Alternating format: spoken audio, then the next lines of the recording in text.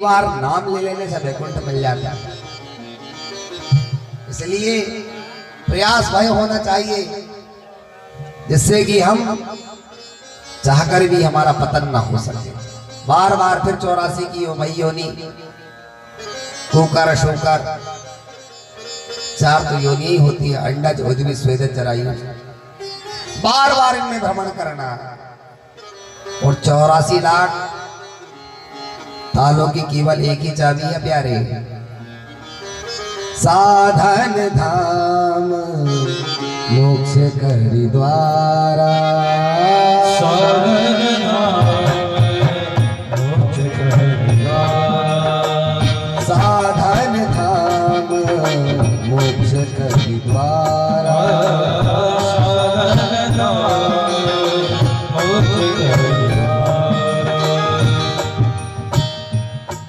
एक ही चाबी पाए न जेहि पर लोक सवारा।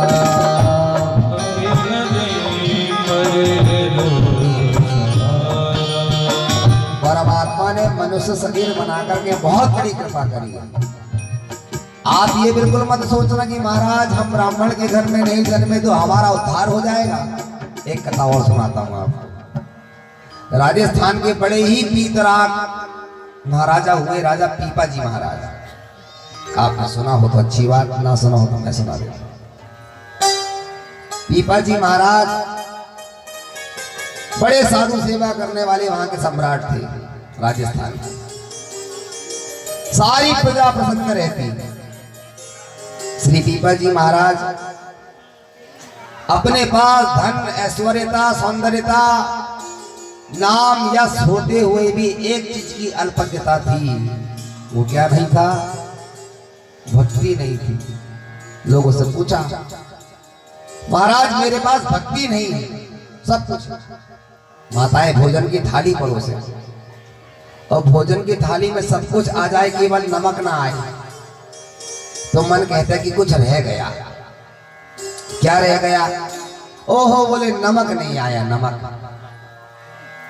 नमक आ जाए बोले जल तो नहीं दिए, कमी रह गई कि नहीं रही? उसके बिना कार्य पूरा नहीं हो सकता। ऐसे ही हमें जानना चाहिए कि हमारे पास किस चीज की कमी है, क्या नहीं है ऐसा जिसकी आपूर्ति है, उसे पूर्ण करना है। पीपाजी महाराज ने कहा कि महाराज मेरे पास सब कुछ है। भक्तों ने कहा कि महाराज आपके पास एक चीज की कमी है। क्या? बोले आप भक्ति से विहीन हैं। आपको भक्ति प्राप्त करना चाहिए, भक्तिवान होना चाहिए। शक्तिमान तो आप हैं लेकिन आप भक्तिवान नहीं। क्या करूं? तो बोले नगर के बाहर एक संत रहते हैं जिनका नाम है रविदास। अभी कुछ दिन पहले जयंती आई थी। संत रविदास जयंती। वे रविदास जी महाराज नगर के बाहर पर्णकुटी बना करके रहते थे, झोपड़ी। राजा गए, भगवत भक्तों ने कहा कि आप उनके पास जाएं, वे अपना अनुग्रह करते हैं तो आपको सहजता से ही भक्ति प्राप्त हो जाएगी। अच्छा ठीक है, मैं अवश्य जाऊंगा। सारथी को भी नहीं लिया, राजा ने स्वयं रथ चलाते हुए पहुंचे। सायंकाल का समय था। रैदास जी अपनी कुटिया के भीतर नारियल का टुकड़ा डुक्कू उसमें पानी भर के नाड़ी फुला रहे थे, चमड़ी गला रहे थे। पीपाजी महाराज पहुंचे। सरकार आपकी जय हो। रैदास जी ने कहा सम्राट आइए आइए, स्वागत है, बैठिए। हाँ बता रहे हमारे आचार्य जी की 16 फरवरी को भी रविदास जयंती मनाई गई। बोले महाराज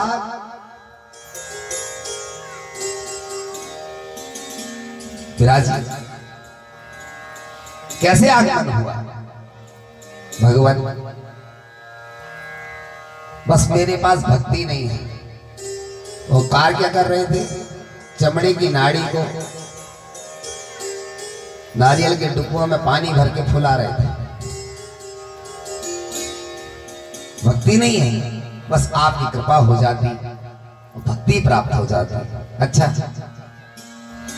नाड़ी को ऐसे निकाला, जैसे देखा कि चमड़े की नाड़ी है तो राजा को ग्लानि हुई। अरे बोले कहाँ बैठ गया मैं? भक्ति चाहते हो, लो इस पानी को पी लो। अब गुरु का प्रसाद, मना भी नहीं कर सकते हो, नाक से कोट रहे थे, क्या करें? अंधेरा था, कुटिया में कहाँ की बिजली। तो उस पात्र के जल को लिया और पीपा जी महाराज ने, जैसे लक्ष्मण जी ने जूठे बेर को, हाँ मैं खा रहा हूं, पीछे फेंक रहे थे ना, इसी प्रकार उस जल को लिया और अपने सूट के भीतर कपड़े में पूरा जल गिरा लिया, पी लिए। बोले हाँ महाराज, बोले जाओ खूब स्वस्थ रहो, मस्त रहो, अवश्य तुमको भक्ति आ जाएगी। घर पहुंचते पहुंचते पूरे कोट वगैरह सब खुल गए महाराज। संतरियों को कहा मंत्री किधर आओ, कहाँ का चमड़ा वाला पानी दे दिया महात्मा ने, नकार। तुरंत कहा दूसरा वाला ले लाओ। नहाया, स्नान किया और संतरी ने जाकर के धोबी को दिया, उसने अपनी बेटी को दे दिया। और बेटिया ने उस कोट को जिस तरह धुलाई करी महाराज, धोते धोते उसमें जो जल था, उसकी जो गंध थी, उसका ये चमत्कार हुआ कि धोबी की बेटी भक्तिन बन गई। राख उठा करके देती तो लोगों की मनोकामना पूर्ण हो जाती। महीना भर हो गया, लोगों ने सुना, भीड़ लग गई।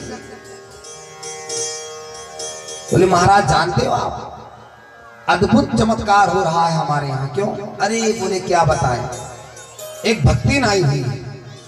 अच्छा, हमें तो नहीं पता, आपके मुख से सुन रहे हैं।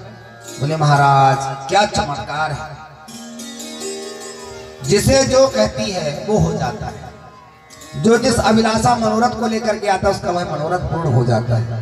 ओहो, चलो दर्शन करने चलते हैं।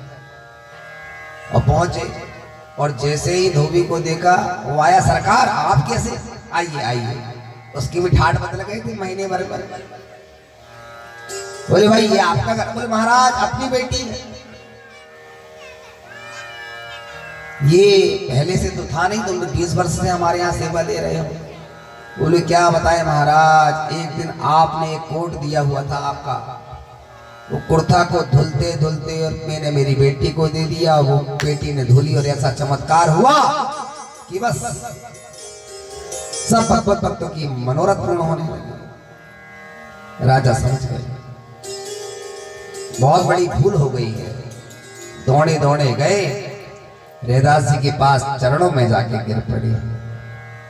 गुरुदेव मुझे क्षमा कर दीजिए, मैं काश आपकी बात मान लेता तो आज मैं भी भक्तिवान हो जाता, आज मैं भक्ति से विहीन न होता, आपकी कृपा हो जाती गुरुदेव। भगवान ने प्रार्थना की। गुरुदेव बोले राजन, भक्ति सुतौ तौ तरणो गृहीत्वा। माँ के गर्भ से कोई भी भगवत भक्त पैदा नहीं होता। सदगुरु का जब ज्ञान प्राप्त होता है, बोध होता है, तब कहीं जाकर के भक्ति प्राप्त होती है। तुम्हारे मन में अहंकार था कि मैं एक राजा हूं, एक सम्राट हूं, एक नृपति हूं, इसलिए तुम भक्तिवान नहीं हो पाए। आज तुम पुनः याचक बन करके, सरल बन करके मुझ तक पहुंचे हो, इसलिए मैं अनुग्रह करता हूं। पुनः दूसरा जल दिया, हाथ से आशीर्वाद दिया, जाओ तुम्हारा कल्याण। राजस्थान के महाराज थे पीपा जी, सहजता से ही मिल जाता है, और नहीं तो शेष महेश गणेश सुरेश हो जाही निषिधन ध्यावे। बड़े बड़े योगी जिसको दिन भर जपते हैं, भजते हैं, हजारों वर्ष तक उसे वो दर्शन नहीं देता। और ताही आहिरे की छोहरिया छछिया वारे छाछ पे नाचे नचावे बेही।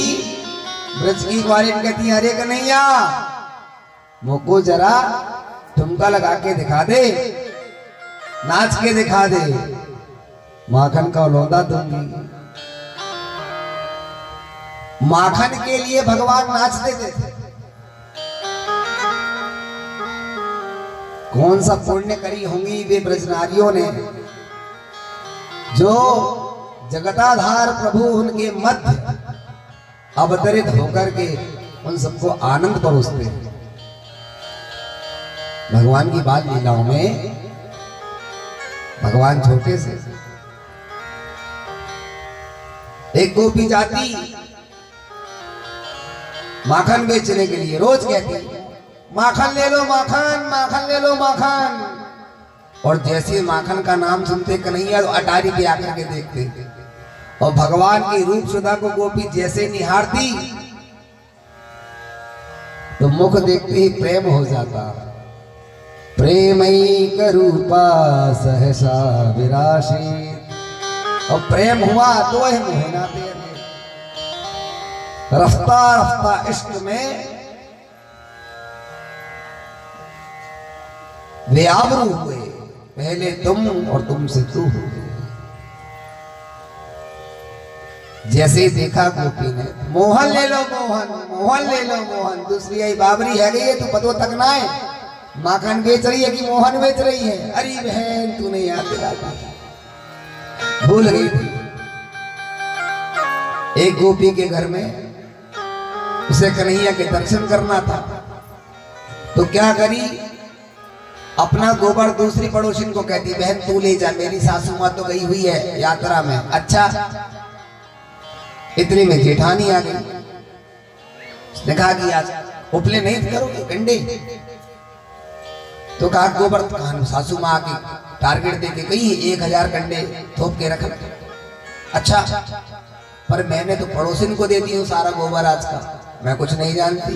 वो शाम को वीडियो कॉल पे देखे, आज के 200 कंडे थोपेंगे नहीं थोपेंगे, और नहीं तो फिर हाँ, सासू माँ को तो तुम जानती, जो नाक में गुस्सा रहता है।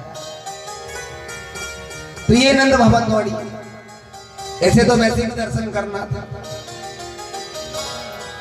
अरे बहन यशोदा,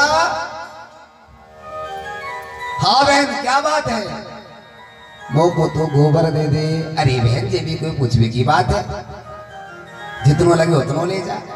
अच्छा, अब उसने भरी छिटुआ टोकना पूरा गोबर का, और क्या करे, भगवान को कैसे देखे, तो प्यार से बुलाती, कन्हैया ओ कन्हैया।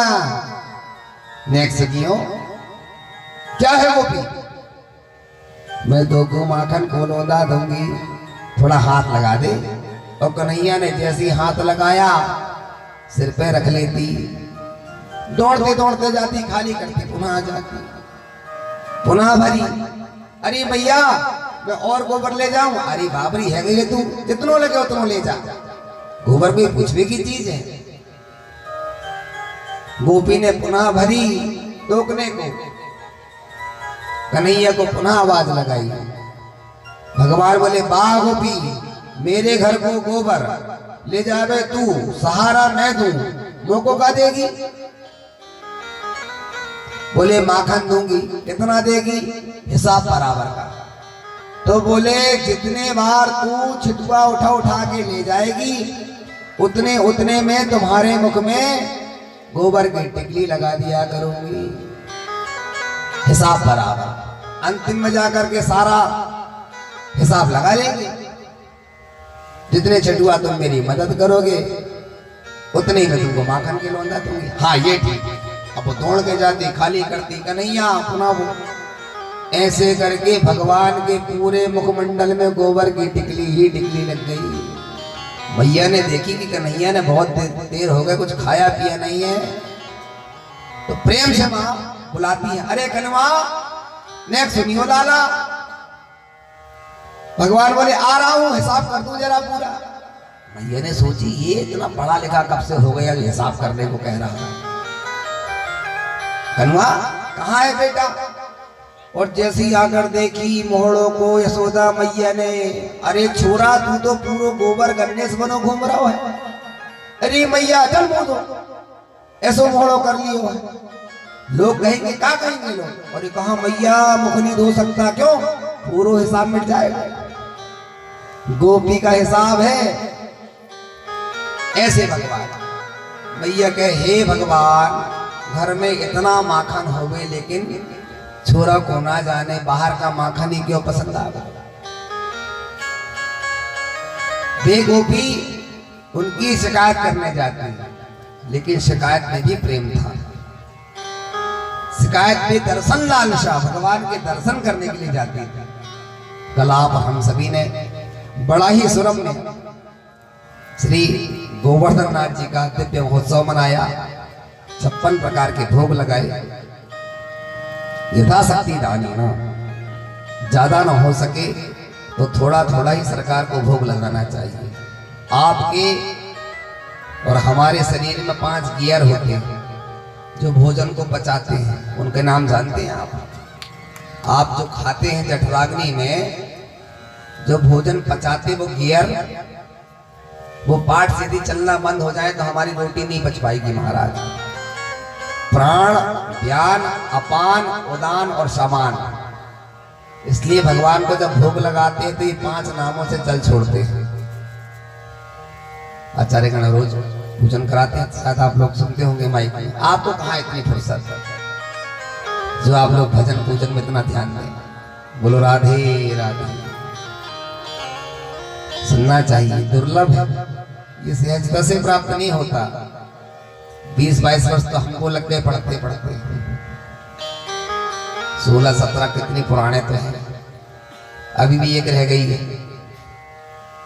आधी हुई है। 300 पेज और पढ़ूंगा तब 18 पुराण पूरी हो।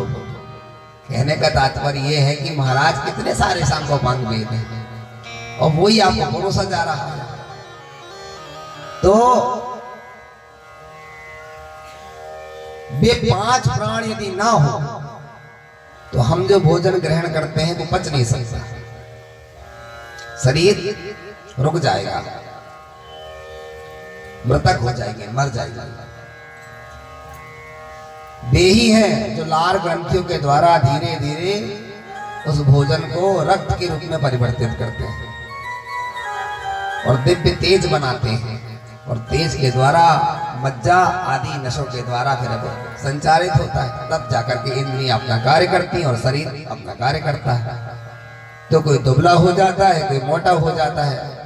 उसके बाद भी यदि हम किसी का उपहास करते हैं, निंदा करते हैं तो वो पाप लगता है। शास्त्र कहते हैं शरीरम यदि निंदन्ति सहायास्ते जना मम आत्मानं यदि निंदन्ति स्वात्मानं निंदयन्ति ते। कोई गोरा होगा, कोई काला होगा, कोई लंगड़ा होगा, कोई अच्छा होगा, कोई मोटा होगा, कोई पतला होगा।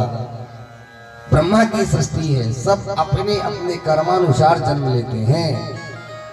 इसलिए किसी का उपहास नहीं करना, किसी को देख करके व्यर्थ में उसका मजाक नहीं बनाना। प्रार्थना करना प्रभु इसे जो गति दी है वो आप हमें ना देना, और प्रार्थना करना कि इसे भी आप रोग से मुक्त करें। छोटी छोटी भूल हो जाती है जीवन काल में और वो अभिशाप बन जाता है। अभी मैंने 10 तारीख को जो देवी भागवत सुनाया था, गोविल मुनि ने श्वास लेने पर एक छोटा सा मंत्र की एक रेखा, एक मात्रा को श्वास में भूल गए। श्वास ली, श्वास लेते लेते वो मात्रा सुनाई नहीं पड़ी। राजा जानते थे, श्राप दे दिया। ऐसा कोई यज्ञ कराया जाता है? अशुद्ध यज्ञ करा रहे हो तो मैं श्राप देता हूं, तुम्हारी समस्त विद्या लोप हो जाएगी। उसने कहा कि महाराज मैं श्वास ले रहा हूं, अकेला वेद मंत्र बोल रहा हूं, अब 5 लाइन जब बोला हूं तो श्वास तो भरेगी और श्वास तो लेना ही पड़ेगा। और श्वास लेते लेते एक छोटा सा हलंत रह गया था। इतने में आपको पता होगा, जाइए आपको मैं श्राप देता हूं, आज के बाद आपकी जितनी भी संतानें जन्म लेंगी सब गूंगी बहरी होंगी। बेटा ने जन्मा, पुत्र जन्मा, गूंगा हुआ, जिसका नाम पड़ा सत्यवती। लोगों ने देखा कि गूंगा बहरा है, कुछ करने लायक नहीं है, घर से निकाल दिया। जंगल में पर्णकुटी बना के रहने लगे। एक बहेलिये ने एक ब्याज का शिकार का शिकार किया। जैसे ही बाण चलाया, तीव्र गति से दौड़ते हुए वो सियार आगे आगे पीछे पीछे, बहेलिया अपनी कुटिया में रहते थे सतत पर। राजा के पुत्र थे, परिवार ने बाहर निकाला और जैसे झाड़ियों के बीच में सियार आके गिर पड़ा, दौड़ करके बहेलिया आया और जैसे सियार को आते हुए देख सत्यतपा ने देखा तो जोरों से बोला, पहली बार मुख से एक शब्द निकला, आएंगे। ये क्या है? और ऐंग शब्द जो है भगवती सरस्वती का बीज मंत्र है। जिसके पास बुद्धि की कमी होती है वो ऐंग जपे, अपने बच्चों से जपाए। ह्रीं लक्ष्मी का बीज मंत्र होता है। जिसके पास धन की संपदा की कमी होती है, धन कम होता है, वो ह्रीं जपे, ह्रीं। और भगवती काली का आराधक क्लीं जपे, क्लीं। ये तीनों देवियों के बीज मंत्र। बस क्या था, ऐं कहा, उसने तो ऐं कहा था, ऐं। और भगवती सरस्वती को लगा कि मेरे बच्चे ने मुझे बोला है, मुझे पुकारा। उसी समय प्रकट हुई और आशीर्वाद दे दिया। यो शांग वेदान विधिवत बदंती। हाथ रखते ही महाराज संपूर्ण शास्त्रों का ज्ञान हो गया। बहेलिया दौड़ते दौड़ते पहुंचा सन्निकट। उसने पूछा, महाराज अभी अभी मैंने एक सियार का शिकार किया था, यहां से ही गुजरा होगा, क्या आपने देखा था? दृष्टिगत हुआ? सत्यतपा बोले, महाराज जिसने सुना वो बोल नहीं पाता था, जिसने देखा वो बोल नहीं पाता था, और जिसने देखा है जो बोल रहा है उसने देखा नहीं है। उसे लगा कि बड़ी अटपटी बातें कर रहा है, रहने दो। बात भी सही थी, जिसने देखा था उसे बोलना नहीं आता था, और जब बोल रहा है तो उसने देखा नहीं था। गूंगा तब थोड़ी है वो, अब तो बोलने लगा है। ऐसे सत्य तो एक क्षण में क्रोध आता है। इसलिए कोई मोटा हो, कोई काला हो, कोई दुबला हो, कोई पतला हो, किसी का उपहास नहीं करना। जीवन मिला हुआ है, परमात्मा ने जैसा दिया हुआ है, गरीबी से, अधीनता से, परमात्मा ने सबको मिला है। प्रभु भगवान सबका है। मंदिर में किसी का कोई रोकथाम नहीं होती। आप इतने तीर्थ यात्रा में जाते हैं, कभी कोई रोकता है क्या? गंगा मैया में आप कभी पैर डालते, कभी गंगा मैया कहती नहीं नहीं तुम्हारे पापों को नहीं लूंगी। अरे वो कहती मेरा तो कार्य ही है, भगवान ने मुझे कहा हुआ है, गंगा तुम्हारे पास जितने भी मेरे भगवत भक्त पहुंचेंगे, तुम्हारे भीतर प्रवेश करते ही तुम सिर्फ एकमात्र उनके पापों का हरण करोगी। वाह, मैं पापमयी नहीं हो जाऊंगी? हो जाने दो। सब पापनी गंगा कहेंगे? नहीं कहेंगे। क्यों नहीं कहेंगे? रोज लाखों लोग आएंगे मेरे घाटों में, मेरे में डुबकी लगाएंगे, मैं पाप नहीं हो जाऊंगी। भगवान बोले तुम्हारे घाट में साधु भी तो रहते हैं। वे साधु सन्यासी जैसे प्रातः काल तुम्हारे भीतर गोता लगाएंगे, तुम्हारे सारे पाप साधुओं के पास चले जाएंगे। सीधे ट्रांसफर। बोले बिल्कुल, RTGS डायरेक्ट। प्रभु वे सारे साधु महात्मा तो पापमय हो जाएंगे? बोले बिल्कुल नहीं होंगे। साधु नाम हृदयम मह्यम। साधु मेरा हृदय है, और जिसके हृदय में मैं निवास करता हूं वहां पाप उससे क्षण नष्ट हो जाते हैं। जैसे कि माचिस की एक तीली एक पहाड़ रूपी कपास के पुंज को जला देती है। बोलिए भक्तवत्सल भगवान की जय। बड़े ही आनंद भाव से आप सभी ने कल गोवर्धन लीला को मनाया। उत्सव है, उत्सव को उत्सव जैसा ही मनाना चाहिए। वे सत्पुरुष महापुरुष और वे श्रोता धन्य होते हैं जो भगवत भक्ति में लीन होते हैं। जीवन पर्यंत कलेक्टर भी बन जाएंगे आप तो बोझा ढोने की ही विद्या है। एसडीएम भी बन जाएंगे तो बोझा ढोने की ही विद्या है। संसार में जो कोई आया है उसे अंत तक बोझा ही ढोना पड़ता है। भगवत भक्ति एकमात्र ऐसा साधन है जो उस बोझे से मुक्त कराती है। आराम, अपने जीवन में आराम चाहते हो तो राम को बुला लो, बस इतना काम ही है, इसके अलावा कुछ नहीं बचा हुआ। इसलिए 2 मिनट का नाम गुनगुनाते हैं और फिर कथा में प्रवेश करते हैं। मेरे साथ सभी गाएंगे क्या? हरे कृपा करेंगी राधे रानी,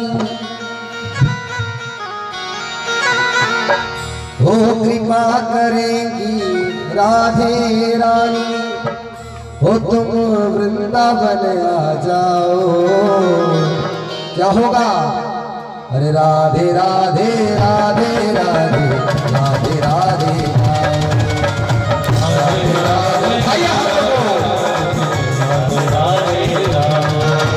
कृपा करेगी श्यामा प्यारी, दया करेगी राधे रानी, वृंदावन आ जाओ। क्या करना है? उठाइए हाथों को, सब लोगों को उठाना है। जो कंजूसी करेगा आज मैं बहुत सारे मुट्ठा हुआ प्रसाद बंटवाऊंगा।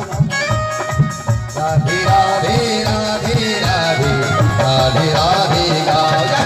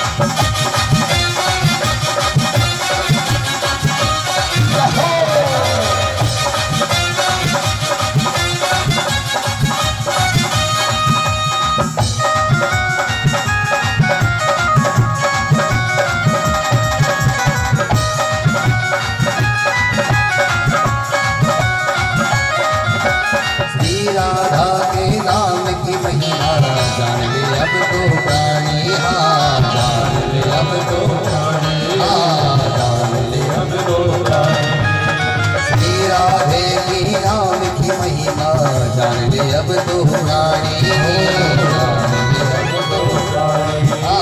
जान ले अब तो रानी। और नाम सहारे पार उतर गए पापी और अज्ञानी, पापी और अज्ञानी,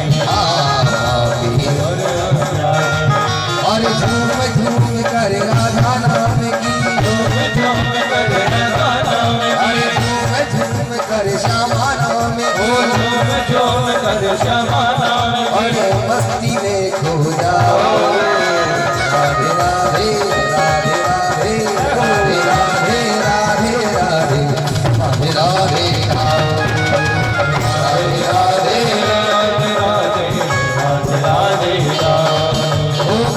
करेगी श्यामा प्यारी, कृपा करेगी श्यामा प्यारी, दया करेगी राधे रानी, दया करेगी राधे रानी, वृंदावन आ जाओ।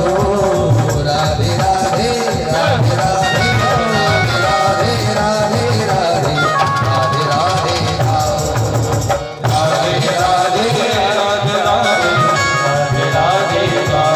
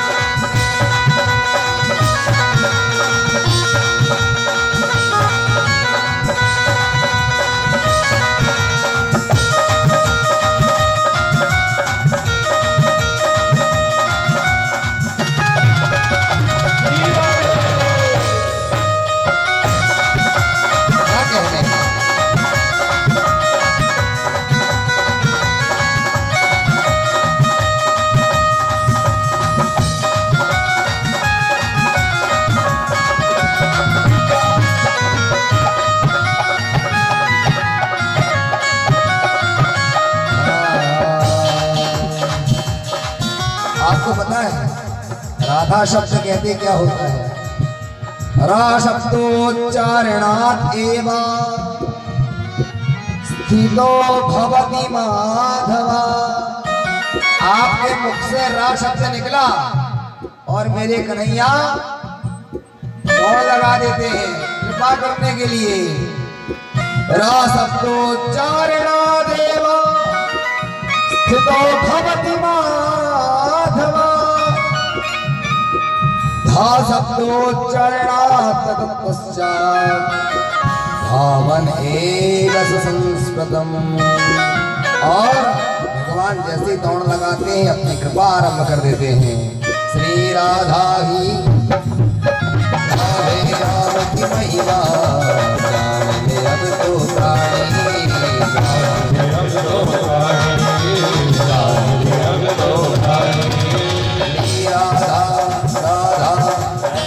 के सब बाधा मिट जाए, सब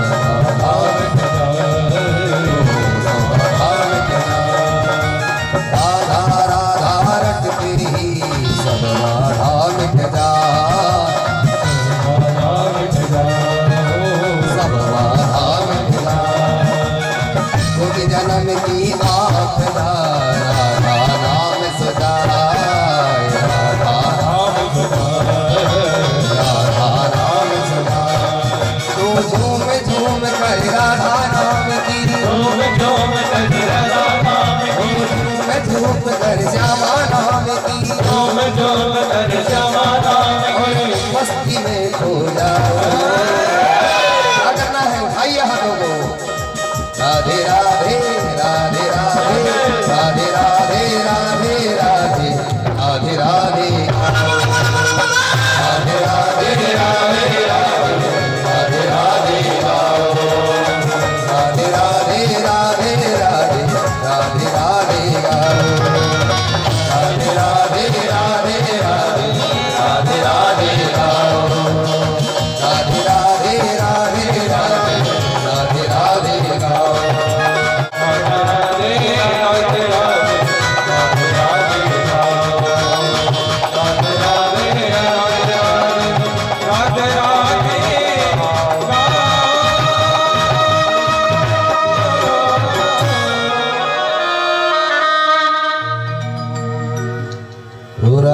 राधे राधे राधे राधे राधे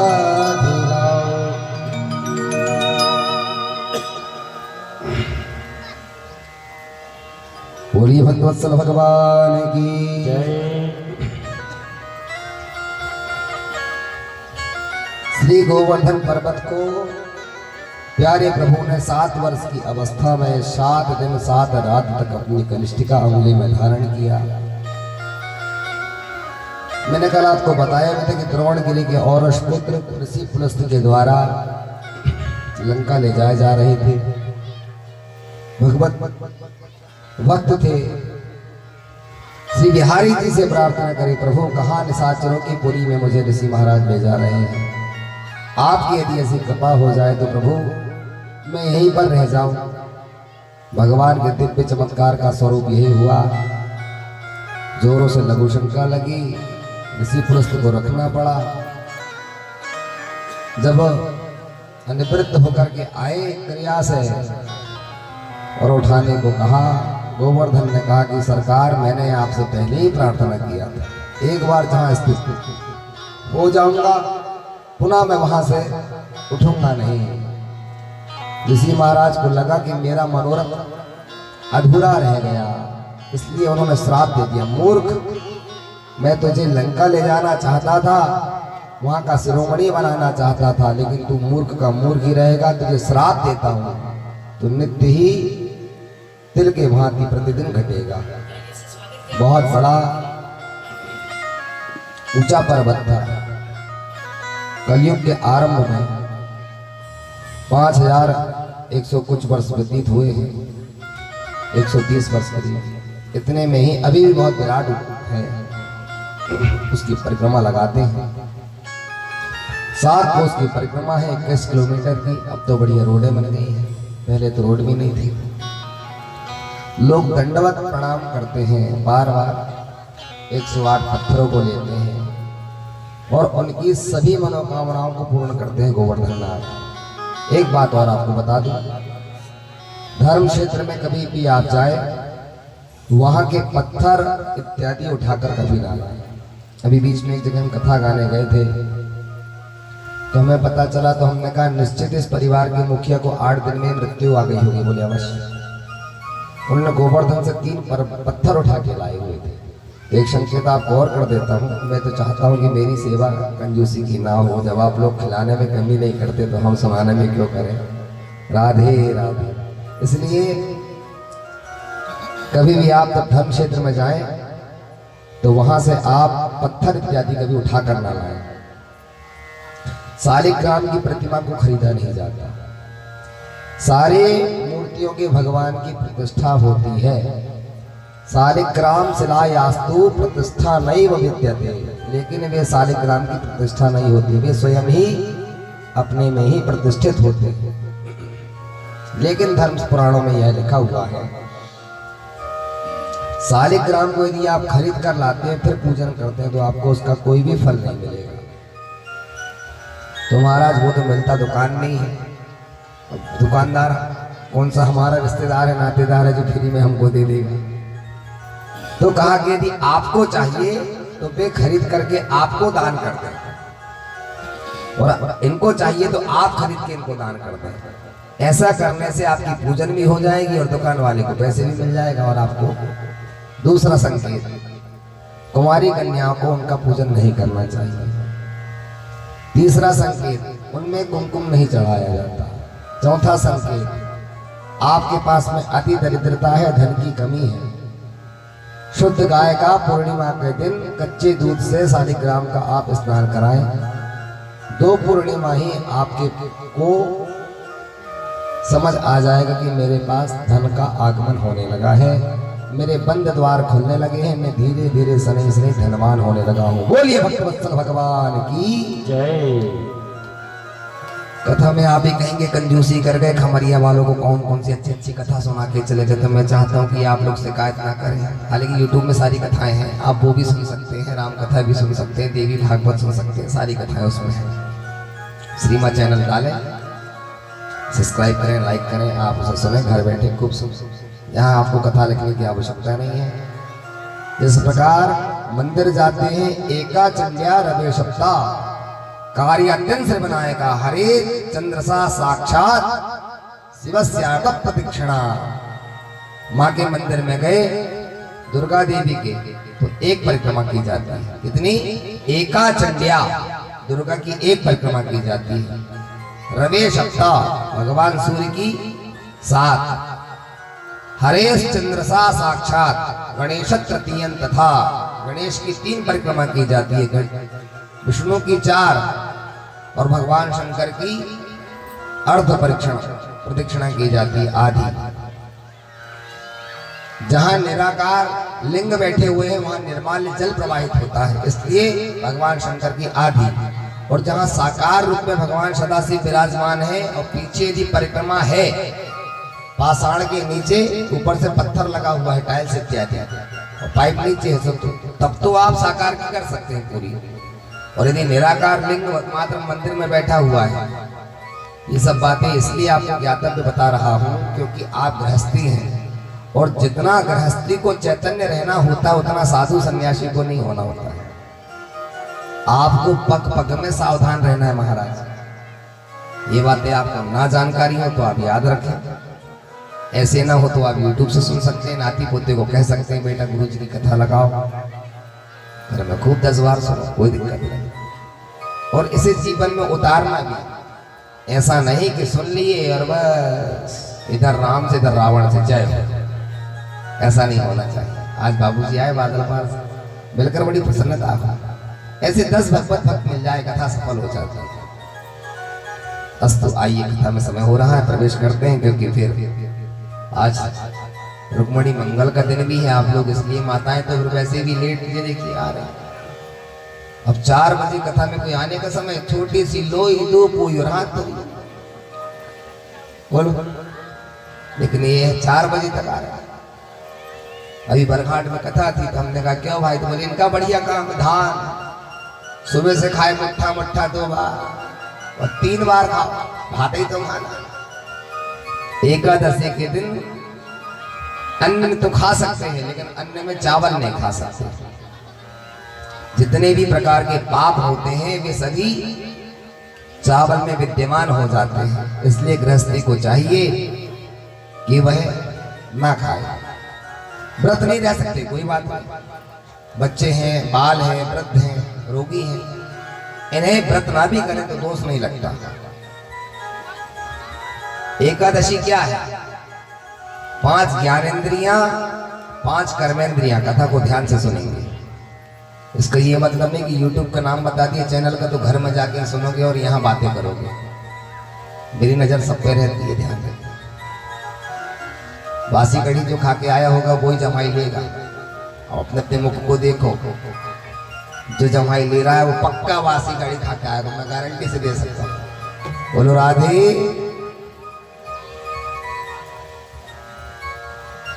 5 ज्ञानेंद्रियां, 5 कर्मेंद्रियां, कितनी हुई? 10। और इनको जो संचालित करता है, रिमोट की तरह चलाता है, उसे कहते हैं मन। वे ही एकादशी, वे ही एकादशी। इन 10 इंद्रियों को स्थिर रखने के लिए, दृढ़ रखने के लिए, पुष्ट रखने के लिए एक व्रत किया जाता है 15वें दिन में। 14 दिन खूब खाओ। इन इंद्रियों को लेवल बनाए रखने के लिए, सामान्यता बनाए रखने के लिए एक दिन का शरीर को आराम दीजिए। क्या क्या? सांप, बिच्छू, चूहा भगवान शंकर की कथा में आते रहते, इसलिए नहीं बुलाते। यहाँ कह रहे थे यहाँ पूजन पाठ रख दो, देख लो मौसी जी यहाँ भी आ रहे हैं। बिल्ली है क्या? कथा सुनने आई होगी। आप लोग तो सुनती नहीं है, वो सोच रही मैं ही सुन लूं। जब धुंधकारी सुन सकता है 7 छिद्रों के बांस पर बैठ करके, तो क्या बिल्ली नहीं सुन सकती? तिर्यक योनि के जीव, यही भेद है पशु और हम में। वे पशु होकर भी ग्रहण नहीं कर सकते और हम मनुष्य होकर भी ग्रहण नहीं करना चाहते, ये भेद है। मनुष्य बनिए, पशु नहीं। अस्तु। बड़ा ही कल आप सभी ने दिव्य गोवर्धन महोत्सव मनाया। पूरे परिवार ने खूब परिक्रमा किए, आनंद से आपने सारा उत्सव मनाया। एक दिन अर्धरात्रि में बाबा आनंद 4 बजे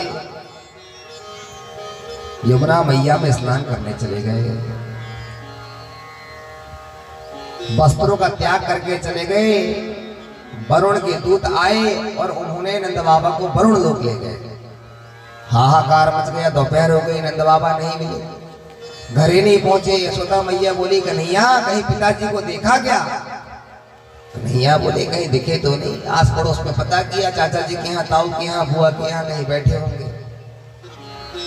सब जगह पता किया। लाऊ भैया चिंतित होने लगे, कहाँ गए होंगे पिताजी। फिर एक बूढ़ी माता मिली, उन्होंने कहा कि मैंने प्रातःकाल यमुना की तरफ जाते हुए देखा था। दौड़ कर गए, भगवान जाकर के देखा तो वे वहां पर नहीं मिले। भगवान ने दिव्य नेत्रों से देखा तो वे वरुण लोक में जाकर के विराजमान थे। भगवान वहीं से तुरंत उसी क्षण पहुंचे वरुण लोक। जैसे वरुण देवता ने देखा सरकार आइए, बोले कैसे आइए, कैसे आगमन हुआ?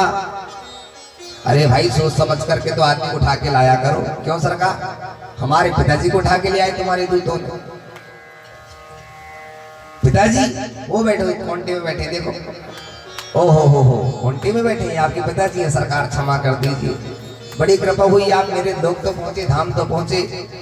भगवान बोले आपसे याद रखना, पर प्रभु मेरे धाम तक वही लाया जाता जो गाइडलाइन का पालन नहीं करता। आपके पिताजी ने कहीं ना कहीं धृष्टता पूर्वक कार्य किया होगा, व्यवस्था होकर स्नान किया होगा। तो कहा कि अर्धरात्रि में ही स्नान कर रहे थे। ओहो, भोर में स्नान करना चाहिए, अर्धरात्रि में नहीं। उन्हें ऐसा लगा कि मुर्गा ने बोल दिया सुबह हो गई, स्नान कर लेना चाहिए, तो चले गए। तब तो भगवान ने समझाया, नदियों की, सरिताओं की, समुद्र की, वन की, पर्वत की, सबकी एक मर्यादा है पिताजी। उस मर्यादा का यदि हम उल्लंघन करेंगे तो हम दोष और पाप युक्त हो जाएंगे। इसलिए हमें चाहिए कि हम उनका कभी भी अनादर न करें।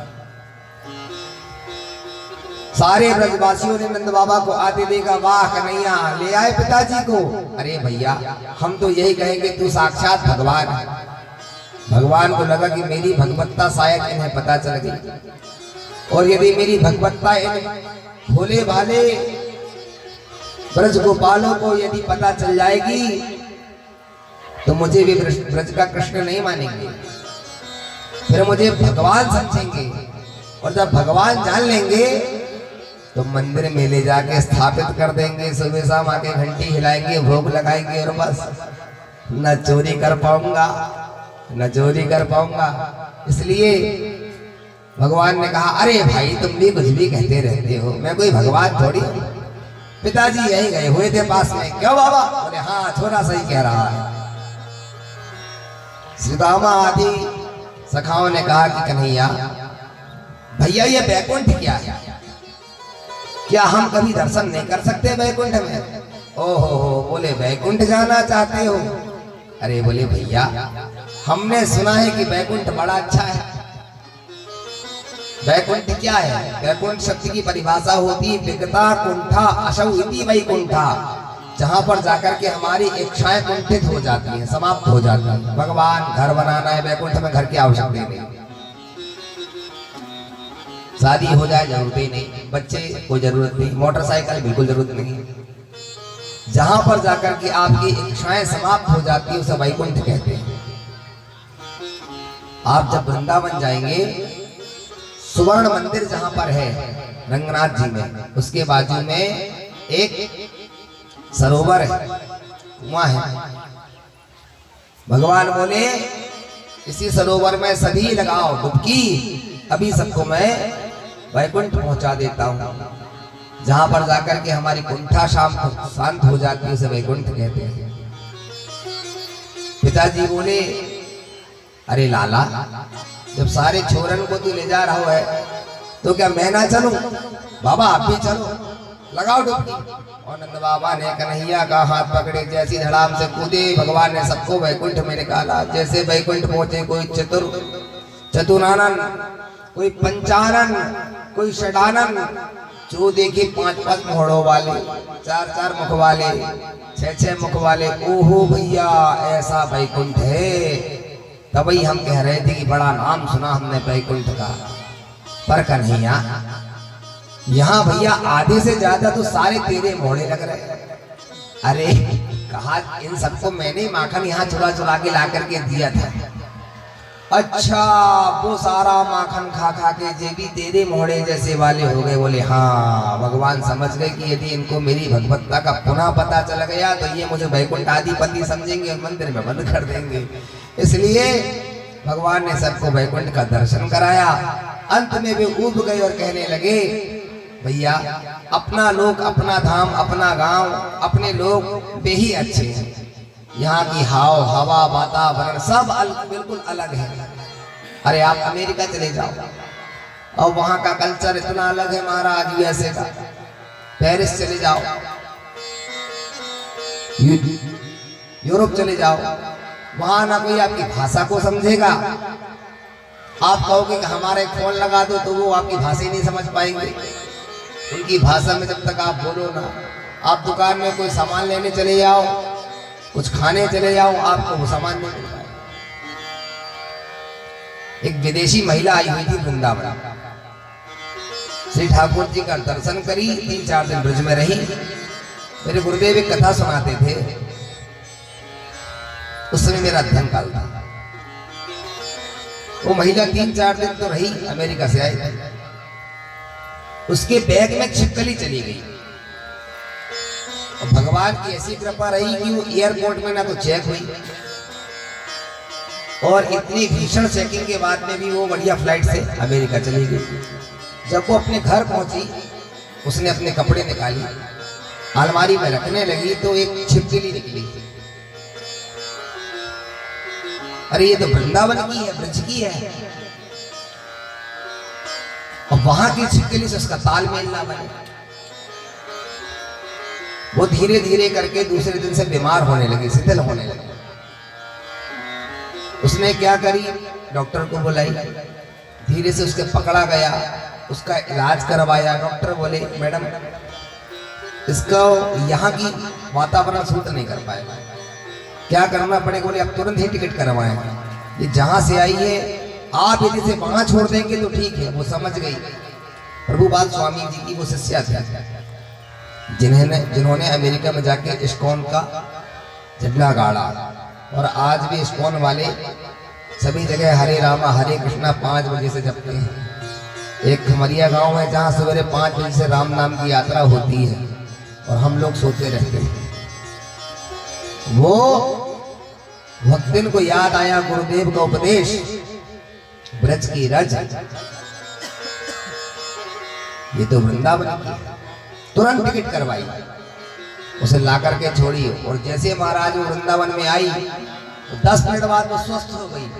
न उसे दवा गोली कुछ नहीं लगा, और वो स्वस्थ होकर के पुनः दीवार में फटाक से चढ़ गई। हम जहां हैं वैसे स्वस्थ रह सकते हैं, बाहर जाएंगे तो बीमार पड़ जाए, वहां का कल्चर हमारे बॉडी में सुटेबल नहीं होगा। सारे गोप गोपाओं ने जब देखा वैकुंठ में कि सब 4 मुख वाले 5 मुख वाले हैं, कैसा करें? तो सारे ब्रजमामा कहने लगे सखा भैया हमारा वृंदावन ही अच्छा है, तू तो हमको वहीं रख ले। बोले लगाओ डुबकी। और पुनः वहां जैसे लगाई तो पुनः सभी उस सरोवर से बाहर निकले। भगवान ने सबको जीवित अवस्था में ही वैकुंठ के दर्शन कराए। बोलिए वैकुंठनाथ पति की जय हो। इधर महाराज बहुत समय व्यतीत हो गया।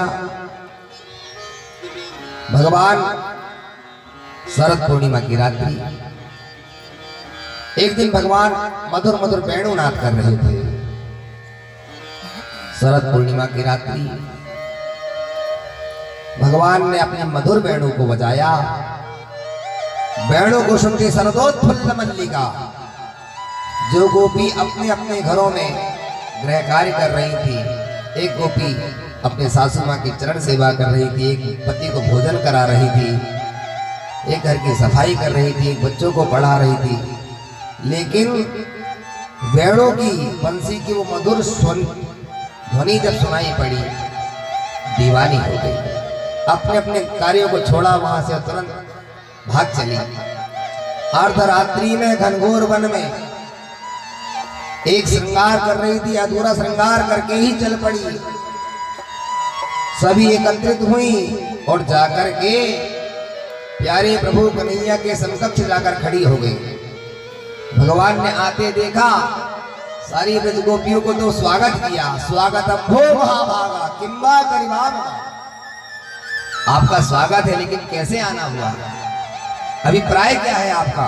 इतनी घोर रात्रि में लज्जा नहीं आती है आपको? घर में किसी ने मना नहीं किया, पतिदेव ने रोका नहीं, सासू माँ ने डांटा नहीं, बच्चों को छोड़ करके आ गई हो। पहले तो सारी ब्रजबामाएं शांत रही और फिर कहने लगी वाह कन्हैया, हमने तो मट्टी के पुतलों को छोड़ करके आया हुआ है, हम तो जगतपति के पास आई हुई। भगवान बोले वे क्या मट्टी के पुतले हैं? बोले बिल्कुल। बोले पति का अपमान नहीं होता? पातिव्रत का कोई लक्षण है? बोले कन्हैया तुम इस तरह पाठ पढ़ा रहे हो, जरा हमसे भी सुन लो। एक दंपति की नई नई शादी हुई, पत्नी पातिव्रत धर्म से रहती, पति विदेश जाने लगा। पत्नी ने कहा कि मैं आपकी सेवा किए बिना तो भोजन ग्रहण ही नहीं कर सकता, मेरा तो पातिव्रत धर्म ही नष्ट हो जाएगा। पतिदेव बोले कोई बात नहीं, जब तक हम नहीं है तब तक या तो मिट्टी की मूर्ति बना लो, उसकी सेवा करना, अथवा मेरा चित्र रख लो, फोटो। ये समझना कि मैं ही बैठा हूं, मुझे स्नान कराना, चरण सेवा करना, भोग लगाना। पत्नी अनपढ़ थी, कम पढ़ी लिखी थी, तो पति ने 20 लाइन खींच ली और कहा कि एक दिन जब होगा तो सूर्यास्त के समय पहली लाइन मिटा देना, दूसरे दिन दूसरी लाइन मिटा देना। इस तरह 20वें दिन में मेरा आगमन हो जाएगा। ये ठीक युक्ति रहेगी। पति ने लाइन खींच ली, पति विदेश चला गया, भगवान सुन रहे थे।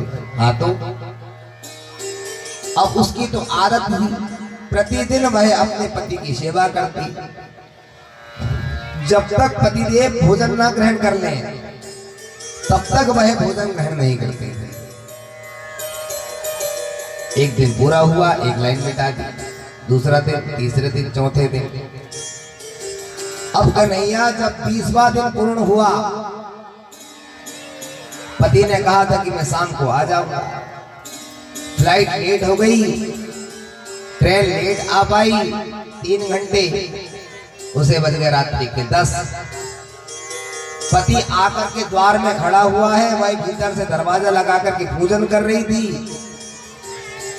अब एक बात बताओ, उसे भाई पूजन छोड़ करके द्वार पे असली पति को लेने जाना चाहिए क्या पूजन ही करते रहना चाहिए? भगवान बोले जब असली पति आ गया तो नकली पति की क्यों पूजा करेगी? द्वार खोले और असली पति की पूजा करे। बस हमने भी यही किया। वे जो मिट्टी के पुतले बने हमारे पति थे, उनको हम घर में छोड़ करके आ गई है, और आप हमारे जगतपति हैं, इसलिए हम आपके पास आई हुई हैं। स्वागतम हो महाभागा किम करवा। ओहो हो, इसलिए आप भगवान में कुछ देर और वार्तालाप करें। महाराज का अधिकारी वही बनता है जिसमें काम, क्रोध, मान, अभिमान ना हो, अहंकार ना हो। वार्तालाप करते करते प्रभु ने सबसे हास्य किया, और जैसे ही गोपियों को अभिमान आया, ओहो हो, देख रही हो, हमारे बिना तो कन्हैया रह ही नहीं सकते हैं। किशोरी जी को मान आ गया, उन सारी ब्रजमामाओं का अभिमान आ गया। अभिमान आते ही भगवान वहां से लुप्त हो गए, और जैसे लुप्त हुए, गायब हुए, तो वे इधर उधर ढूंढने लगी। मुरली बजा के मोहना क्यों कर लिया किना।